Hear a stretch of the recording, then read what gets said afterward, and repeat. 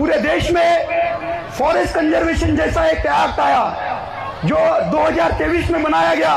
हमारे पेशा कायदा में आने वाले जितने भी स्वायत्त अधिकार है, पेशा panchayat extension in schedule area 1996, पेशा का एक उद्देश्य था कि पेशा कायदा के अंतर्गत आदिवासियों को स्वायत्त व्यवस्था का व्यवस्थापन मिले, वो लोग अपने क्षेत्र में होने वाले गतिविधियों के बारे में बात करें और वहां पर तुम्हारी केंद्र सरकार हो या राज्य सरकार कोई भी हस्तक्षेप नहीं करेंगी बगैर तुम्हारे एनओसी के।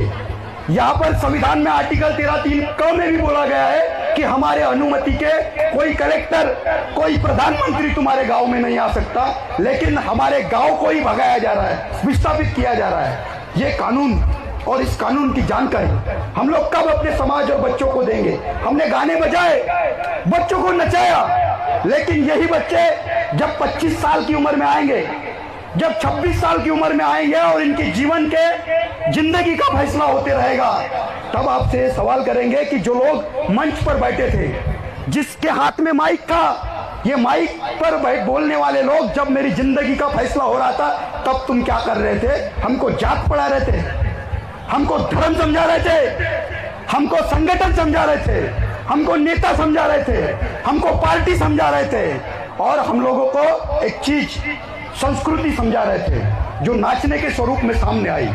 हमारी संस्कृति को कौन परिभाषित कर पाया आज तक? संस्कृति का मतलब क्या होता है? नाचना, बोलना।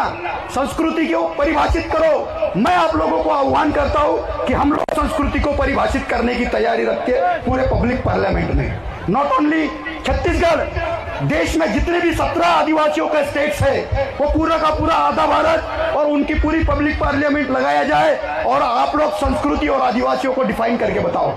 कोई नहीं कर पाया। आदिवासी इतना गहरा शब्द है। आदिवासियों को षड्यंत्रकारी सत्ताधारी जमात ने वनवासी बोला और वनवासियों के नाम पर कैंपेनिंग चलाई। हमारे बच्चों को वनवासी कल्याण आश्रम में एजुकेट किया और उन लोगों को वनवास होने का और वनवासी होने का मतलब पटा के दिया और उनके ब्रेन को लॉक कर दिया, उनके विचारों को नपुंसक कर दिया। ऐसी विचारधारा जो समाज में पनप रही है, उस विचारधारा को तुमको खत्म करना पड़ेगा। और जिनकी हम पूजा करते हैं, जिनके विचारों को हम मानते हैं, आदरणीय हमारे हीरा सिंह दादा मरकाम, महामानव कंट्याबिल, महामानव बिरसा मुंडा, रेंगा कोरकू, तिलका मांझी, राघोजी भांगरे, ख्वाजा नाइक, सिद्धू कानू, चांद भैरव, फूलो जनो और तमाम हमारे क्रांतिकारी जिन्होंने इस देश की जल जंगल जमीन के लिए अपनी आहुति दी है, ऐसे समाज को